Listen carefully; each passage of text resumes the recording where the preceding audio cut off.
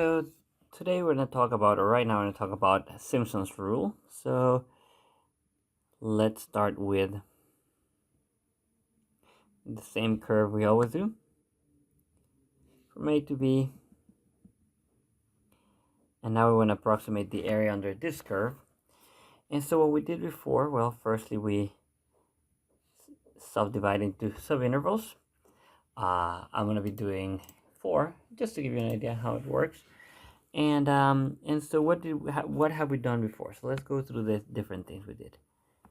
So we've done rectangles on the right. And if you think about it, the top of this are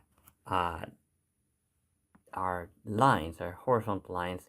These are, you can think about them as polynomials of degree 0. Then the next thing we did was we did trapezoids. These are polynomial of degree 1, sorry. 2 is going to be Simpson's. Lines are polynomials of degree 1. The next step would be Simpson's, which is you're going to connect these two with a parabola.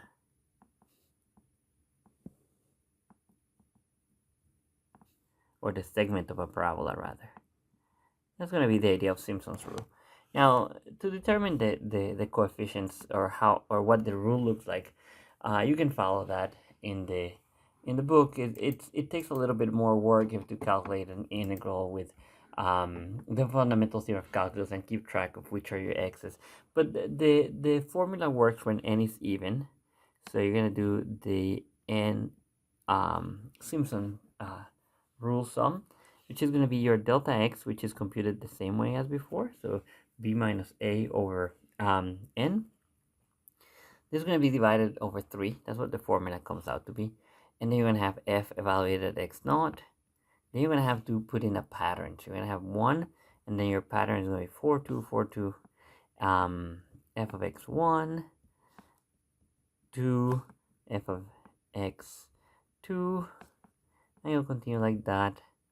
And then you're going to have 4, f of x n minus 1, plus f of xn. So that's going to be our formula. So let's do again let's go back to our same problem. So we're going to do the function. So approximate.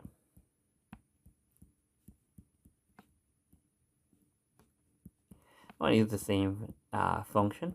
I'm going to do it here for 4 quote unquote rectangles, even though it's like the top is a parabola, but for 4 subintervals.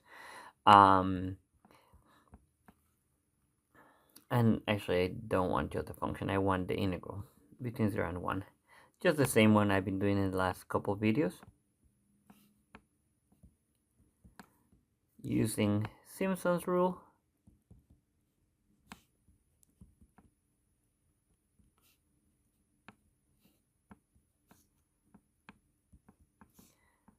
For 4 subintervals.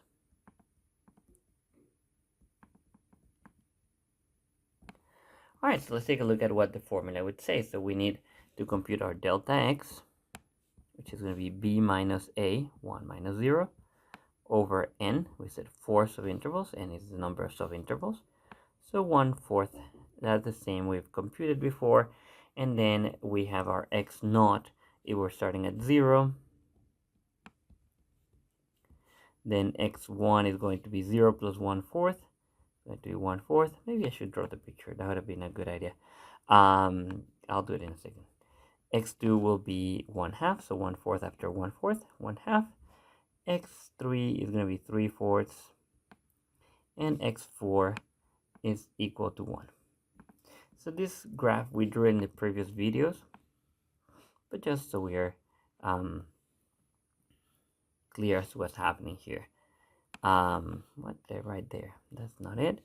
There's going to be 1, and then you have a 0 here, and we're divided into 4. So you're having the 0, 1/4, 1/2, 3/4, and 1.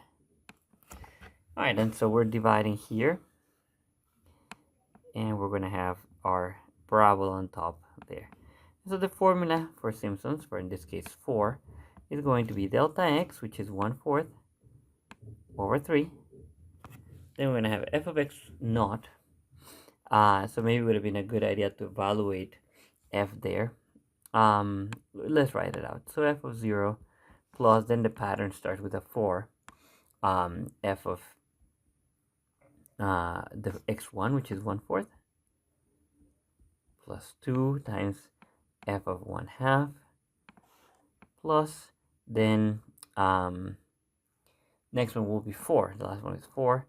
F of 3/4. I was thinking I had run out of numbers, but no, I still have the 3/4 and then a 1. For some reason, I thought I was gonna already got into a 1. I'm like, that cannot be. We have to have the right pattern has to be fulfilled. And then here, then you would have 1/12 of f of 0. If you remember, our function here is 1 minus x squared.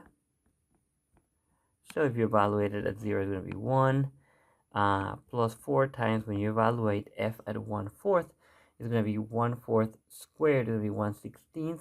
So this is going to be 15/16.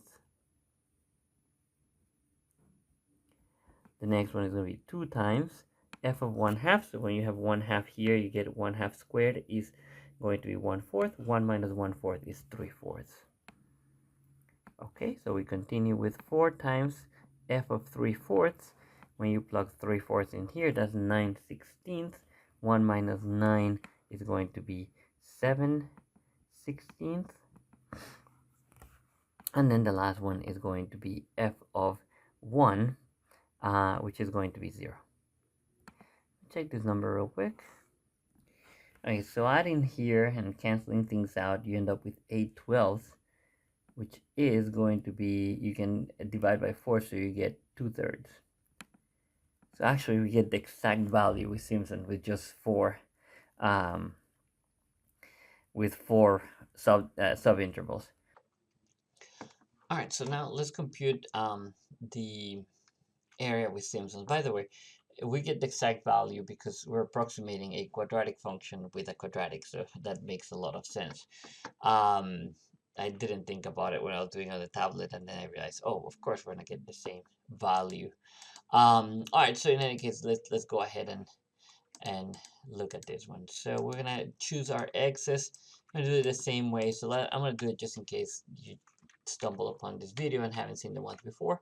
So I'm gonna do 0, and that's my first endpoint, and I'm gonna add a delta x.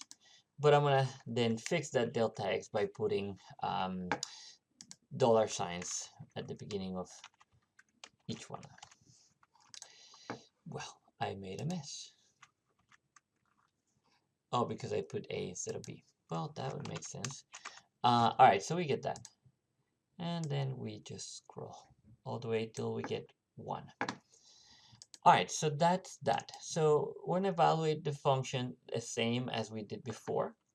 So I'm gonna do f of x, and I'm gonna go ahead and evaluate the function. So 1 minus x, which is that quantity, squared, and I'm gonna compute all of those. Now, what you need to do is you're gonna have to, for Simpson, you're gonna do the pattern as well.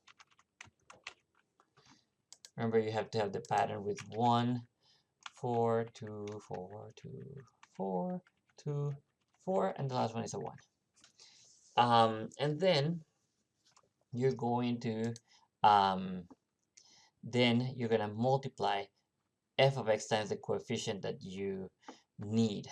So it's gonna be f of x, which is this one, times the coefficient in the pattern. Just gonna add them all up. That gives me all the numbers inside the parentheses that we have in the Simpsons formula. So all I have to do now is sum them. So I'm gonna sum them up. Then I'm gonna multiply times delta x, and I'm going to divide by 3.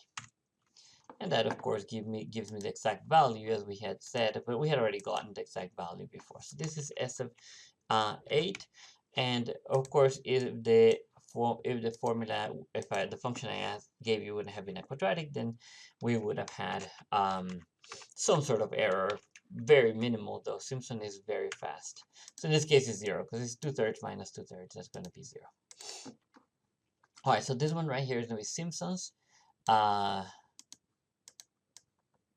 And that's how you compute it. So let's put here Simpsons, and I'm going to upload this to the Canvas page if you're taking my online class. So that's how you do it with Excel. A little bit simpler, I believe, than putting it in a calculator. A lot simpler. Again, you could also program this if you like programming. These formulas are not very difficult to program. You could make a little interface that computes the approximations, the Simpson, the trapezoidal, and the midpoint. So anyway, so that's where I'm going to leave it. So thank you for watching, and that's that.